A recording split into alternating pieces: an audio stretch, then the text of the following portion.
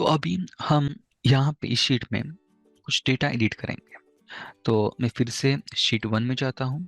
मैं आपको बाद में कुछ शॉर्टकट बताऊंगा, जैसे कि अभी हमने फाइल सेव किया, अभी हमने फाइल ओपन कर रहे हैं, तो आपको हर बार क्लिक ना करना पड़े, क्योंकि बेस्ट प्रैक्टिस ये है कि आप जब भी आप एक्सेल पे काम करो तो आप माउस को कम से कम टच करो।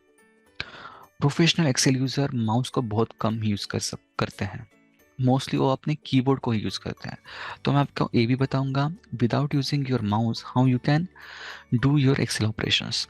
बट इनिशियली अभी हम इंटरफेस और बेसिक्स एक्सेल के बारे में जान रहे हैं, इसलिए हम अभी माउस को यूज कर रहे हैं। लेकिन फ्यूचर में हम ट्राई करेंगे कि हम माउस को यूज ना करें। Now let's edit this particular worksheet. So how you can do that, just any cell. तो यहाँ पे मैं A1 सेल को क्लिक कर रहा हूँ और यहाँ पे मैं ऐड करता हूँ। अभी अभी है मैंने जो मंथली शीट बनाई है इसमें हम हमारे डे टू डे के जो एक्सपेंस रहते हैं वो ऐड करेंगे, ताकि आपको एक बेसिक अंडरस्टैंड आ सके और आप उसको रीड भी कर सकें कि एक्सेल में डेटा इनपुट कैसे करते हैं, उसको रीड कैसे करते हैं, उसको फॉर्मूला कैसे अप्लाई करते हैं, उसको फॉर्मेटिंग कैसे करते हैं। ऐसे नंबर ऑफ ऑपरेशन हम करेंगे। ठीक है, तो स्टेप बाय स्टेप जाते हैं। अभी मैं सिंपल इस शीट में इस पर्टिकुलर सेल में कुछ डेटा एंटर करता हूँ। फॉर एग्जांपल मुझे यहाँ पे जो भी हम बनाएंगे उसका एक टाइटल ऐड करना है। तो जैसे कि मैंने बोला, हम मंथली जो हमारे एक्सपेंस है वो कैलकुलेट करने हैं, वो उसका ट्रैक रखने वाले हैं, उसको उसके अराउंड ऑपरेशन करने वाले हैं, तो उसको एक नाम देते हैं हम, मे बी मंथली बजट। ठीक है, तो मैं यहाँ पे ऐड करता हूँ और मैं अभी इसको एंटर प्रेस करता हूँ। जैसे ही आप कुछ टाइप करते हैं, किसी सेल में टाइप करके एंटर प्रेस करते हो, वैसे ही आप उसके नीचे वाले सेल पे आ जाते हो। मैं एंटर प्रेस करता हूँ, आप नीचे वाले सेल पे आ जाते हो। अगर मैं इस सेल पे होके अगर मैं टैप प्रेस करूंगा तो मैं उसके नेक्स्ट सेल पे चला जाऊंगा, जो कि है B1। और अगर एंटर प्रेस करता हूं तो मैं नीचे वाले सेल पे यानी कि A2 में आ जाऊंगा। ठीक है, तो अभी आप देख पा रहे होंगे हमने मंथली बजट A1 में ऐड किया है, लेकिन दिख रहा है कि शायद monthly budget A1 plus B1 में है, लेकिन एक्चुअल में ओनली A1 में है। अगर मैं आपको दिखाऊं तो अगर मैं मंथली A1 सेल सिलेक्ट करता हूं तो आप देखोगे कि मंथली बजट ऑन यहाँ पे है। और अगर मैं B1 पे सिलेक्ट करता हूं तो आपको दिखेगा ये सेल जो है वो ब्लैंक है, यानी कि अगर आपको दिख भी रहा होगा तो ए सेल ओनली A1 में है। तो आप चाहे तो आपके कॉलम को एडजस्ट कर सकते हैं। आप सिंपल इसको ड्रैग करो इस तरह से, तो आप देख पाओगे कि ए ओनली A1 सेल है। आपको इसको कितना भी ड्रैग कर सकते हैं या फिर कितना भी छोटा कर सकते हैं।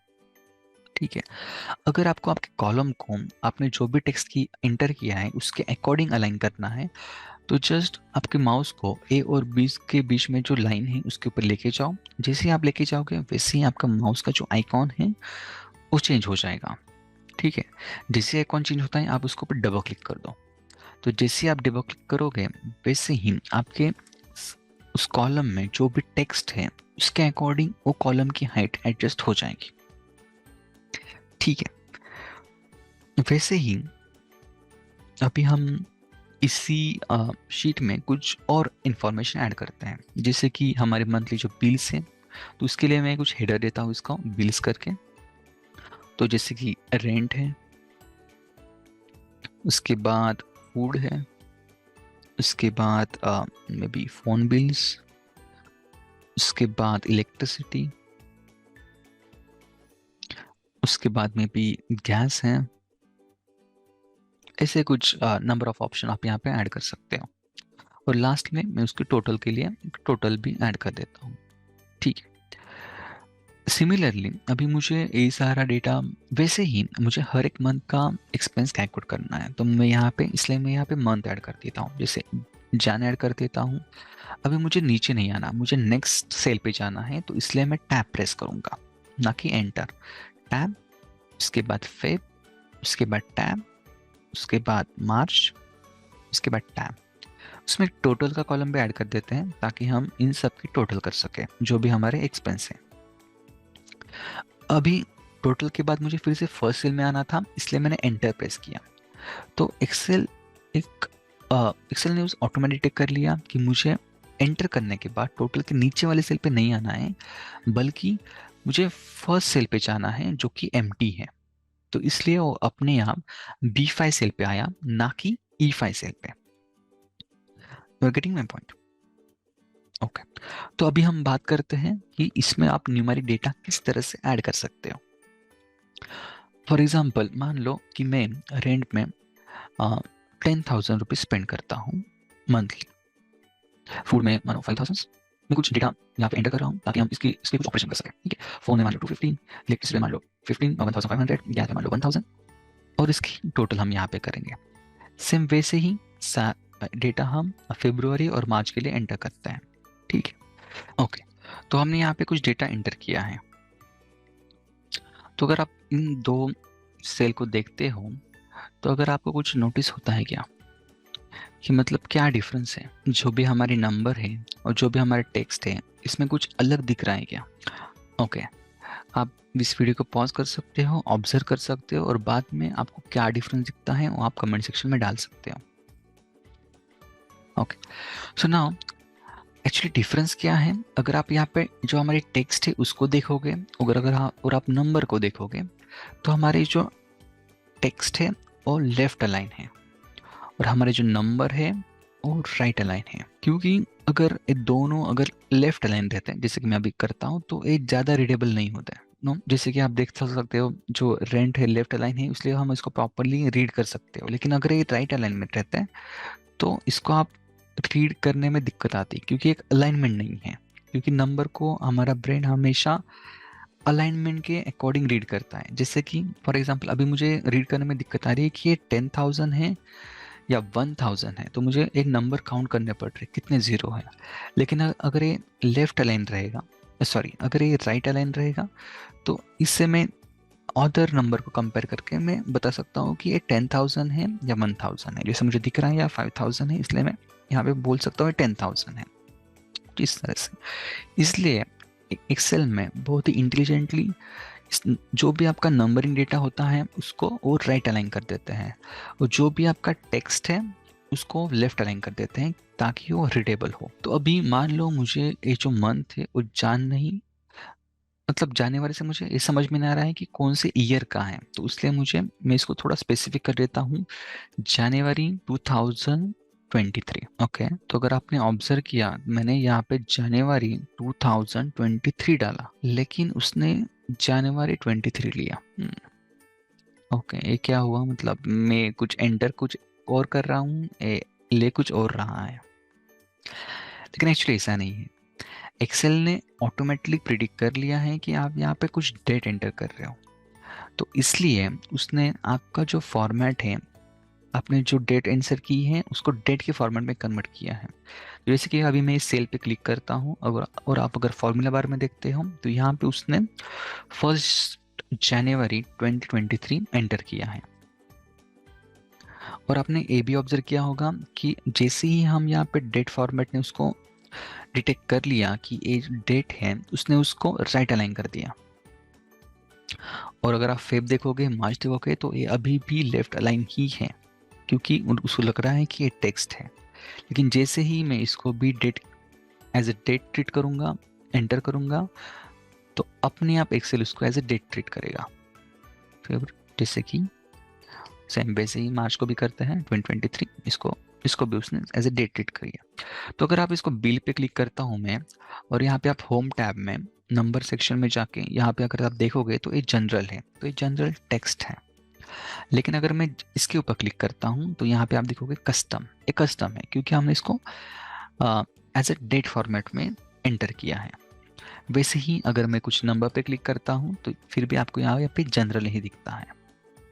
ठीक है, अभी मान लो कि मुझे यहाँ पे जान 23 है, लेकिन मुझे यहाँ से क्लियर नहीं हो रहा है, यहाँ पे समझ में नहीं आ रहा है कि ये जान 23 ईयर के बारे में बात कर रहे हैं या 23 डेट है जनवरी मंथ की।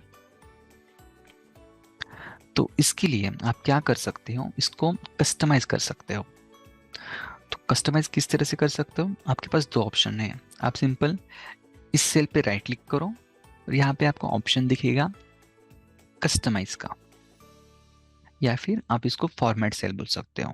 आप यहाँ पे देखोगे फॉर्मेट सेल का ऑप्शन है, आप इसके ऊपर क्लिक करो तो आप फॉर्मेट सेल ऑप्शन में चले जाओगे, और बाय डिफॉल्ट यहाँ पे आपको कस्टम ओपन होगा। इसलिए जब भी आपने यहाँ पे क्लिक किया तो यहाँ पे आपको कस्टम दिख रहा है। और जब भी आपने यहाँ पे क्लिक किया, मान लो मैं अभी यहाँ पे क्लिक करता हूँ, फॉर्मेट सेल में जाता हूँ, तो बाय डिफॉल्ट आपको जनरल दिखेगा, ना कि कस्टम।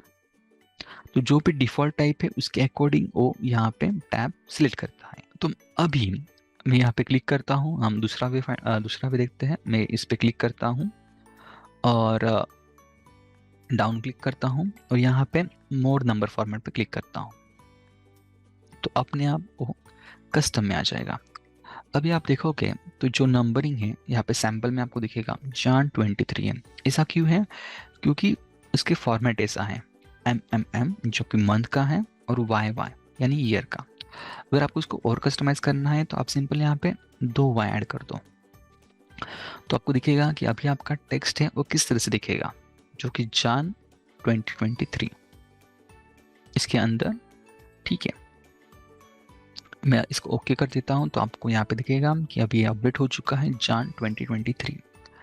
अभी मुझे सेम फॉर्मेट फरवरी के लिए भी अप्लाई करना है और मार्च के लिए भी अप्लाई करना है।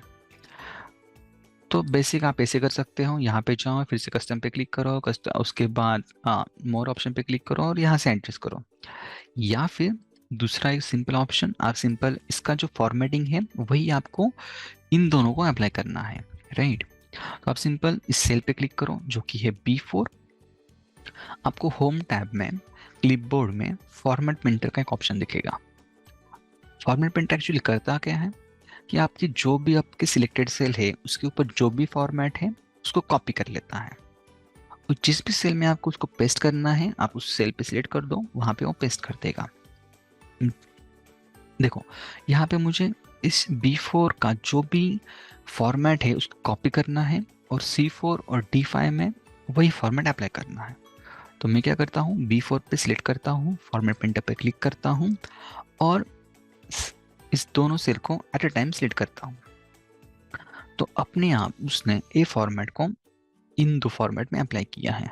तो अभी अगर मैं इसको राइट क्लिक करके फॉर्मेट में जाता हूँ, फॉर्मेट सेल पे, तो आपको दिखेगा फॉर्मेट कॉपी हो चुका है, ताकि MMM YYY।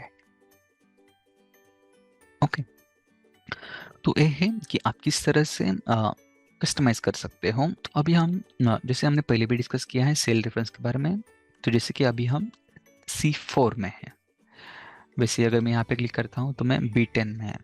मैं सेल रेफरेंस को इतना इम्फोसाइज क्यों कर रहा हूँ कि क्योंकि सेल रेफरेंस बहुत इंपॉर्टेंट है आपको एक्सेल के कंटेक्स्ट में। अगर आपको सेल रेफरेंस समझ में नहीं आ रहा है तो मैं भी वीडियो को पॉज करो, मैं भी प्लेबैक करके देखो, तो आपको समझ में आएगा कि सेल रेफरेंस एक्चुअली हम कैसे आइडेंटिफाई करते हैं। जैसे कि अभी मैं यहाँ पे B कॉलम में हूँ और 10 रो में हूँ, तो इस सेल का नाम है B10, और जो कि आप यहाँ पे भी देख सकते हो। ठीक है, थैंक्स फॉर वॉचिंग।